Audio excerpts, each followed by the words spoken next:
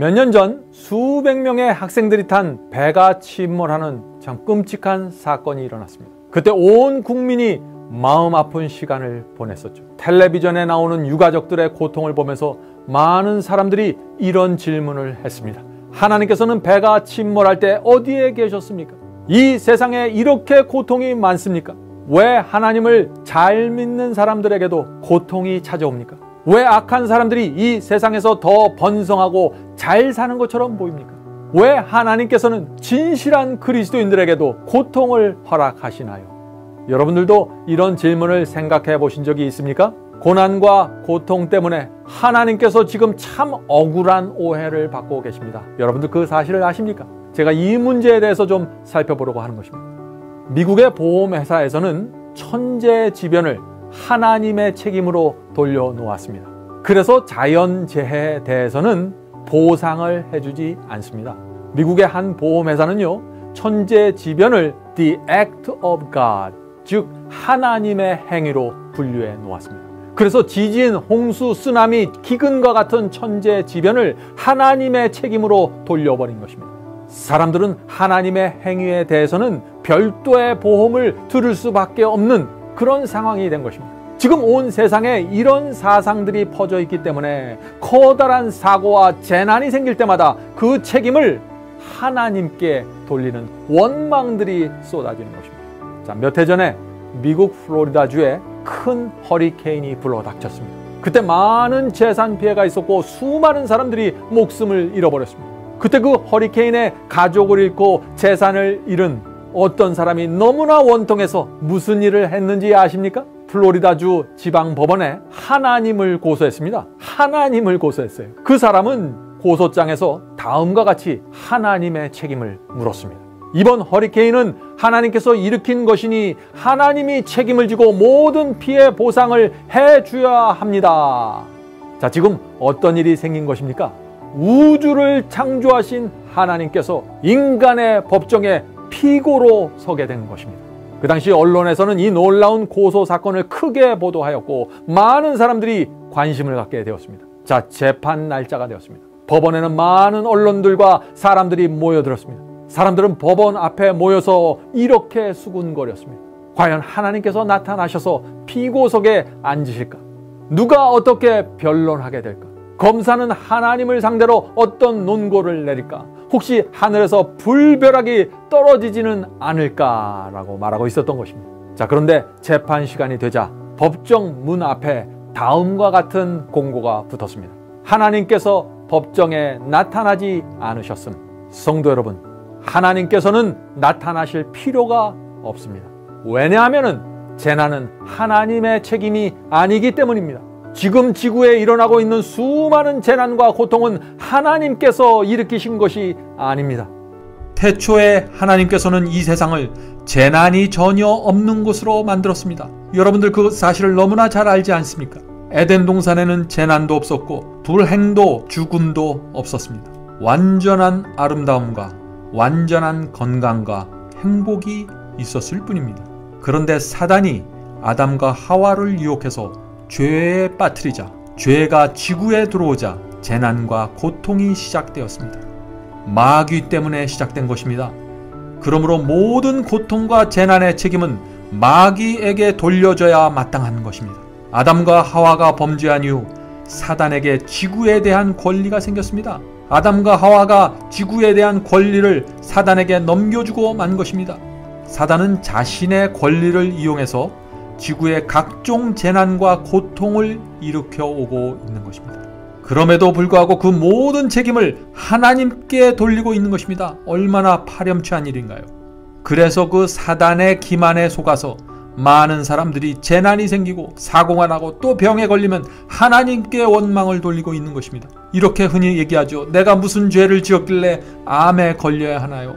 내가 뭘 잘못했길래 이런 사고를 당해야 합니까? 라고 말하면서 하나님을 쳐다보는 거예요.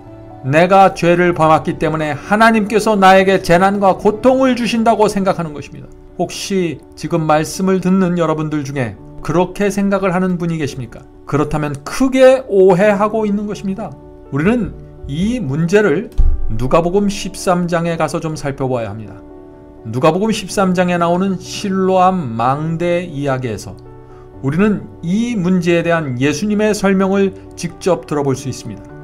한 번은 우연히 사람들이 실로암 앞을 지나가고 있는데 갑자기 망대가 무너져서 여러 사람이 그 자리에서 죽는 사건이 일어났습니다.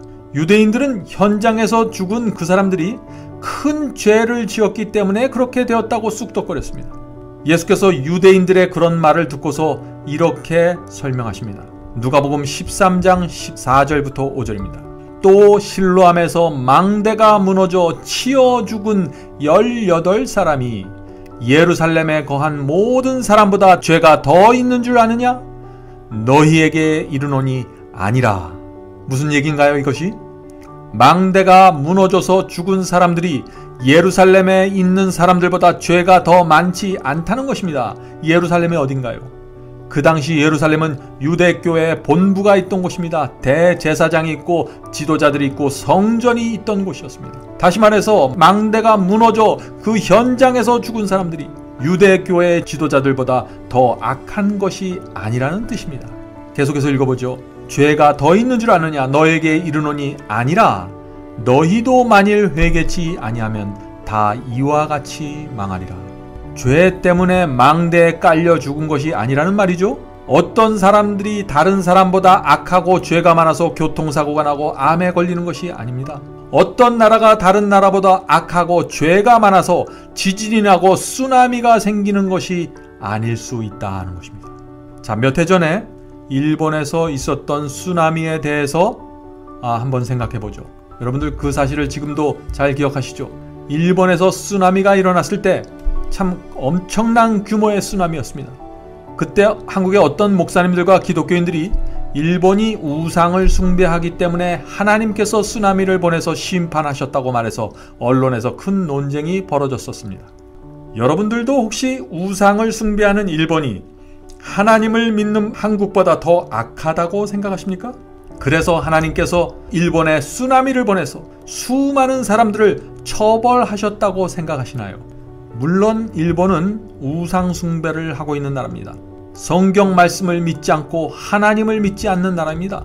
그러나 하나님을 모르는 우상 숭배자들이 악을 행하는 것보다 하나님을 믿는다고 말하면서 이기적이고 교만하고 자기밖에 모르는 삶을 사는 것이 더 악한 것입니다. 그것이 바로 예수님의 말씀이었습니다. 그래서 예수께서 실로암 망대가 쓰러져 죽은 사람들보다 예루살렘에 있는 사람들이 더 악하다고 하셨던 것입니다. 하나님의 말씀에 대한 빚을 적게 받은 사람이 악을 행하는 것보다 하나님과 성경에 대해서 밝은 빚을 받은 사람이 마음에 이기심을 품고 악을 행하는 것이 훨씬 더 악하다는 사실을 우리가 이해해야 합니다. 바로 그것이 실로암에서 죽은 사람들과 예루살렘의 종교 지도자들을 비교하면서 예수께서 실로암에서 망대가 무너져 치어 죽은 18사람이 예루살렘에 거한 모든 사람보다 죄가 더 있는 줄 아느냐? 너희에게 이르노니 아니라 라고 하신 예수님의 그 말씀의 의도가 바로 여기에 있는 것입니다.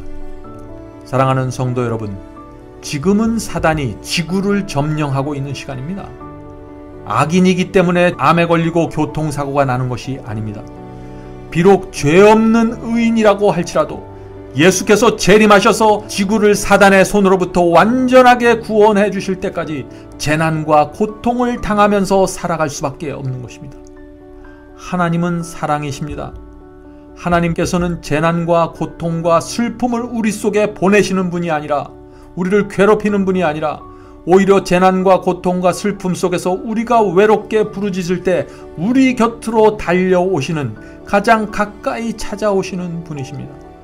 그래서 시편 118편 5절에 이런 말씀이 있는 것입니다. 내가 고통 중에 여호와께 부르짖었더니 여호와께서 응답하시고, 고통 중에 여호와를 부르짖으면 반드시 여호와께서 응답하십니다. 여호와께서 응답하시고 나를 광활한 곳에 세우셨도다. 여호와는 내 편이시라. 내게 두려움이 없나니 사람이 내게 어찌할꼬. 여호와께서 내 편이 되사. 여호와께서 내 편이 되어주십니다. 고통 속에서 하나님을 찾고 부르짖으면 하나님께서 가장 가까이 내게 오셔서 내 편이 되어 주신다는 약속의 말씀이죠. 여호와 하나님께서 내 편이시기 때문에 두려움도 억울함도 없어지고 한숨도 없어지며 슬픔과 좌절도 사라지게 되는 것입니다. 외로움도 고통도 사라집니다. 은행 계좌에 돈이 없고 너무나 가난해서 힘이 들지라도 하나님께서 내 편이면 문제가 없는 것입니다. 이것이 그리스도인이 어떤 역경 속에서도 일어설 수 있는 힘의 근원입니다. 그러므로 고통과 시련 중에 있을 때 우리는 하나님의 말씀과 약속으로 달려가야 합니다. 태초부터 지금까지 한 번도 실패한 적이 없는 그 하나님의 약속을 붙잡아야 됩니다. 어떤 약속을 우리가 붙잡을까요? 로마서 8장 28절을 보시겠습니다. 우리가 알거니와 하나님을 사랑하는 자 곧 그 뜻대로 부르심을 받은 자들에게는 모든 것이 합력하여 선을 이루느니라. 바로 이 하나님의 약속 때문에 고난과 시련을 이겨낼 수 있는 것입니다. 눈에 보이는 상황이 어떠하든 간에 모든 것이 합력해서 결국에는 선을 이루게 된다는 그 진리의 말씀이 우리를 위로해 주어야 하는 것입니다.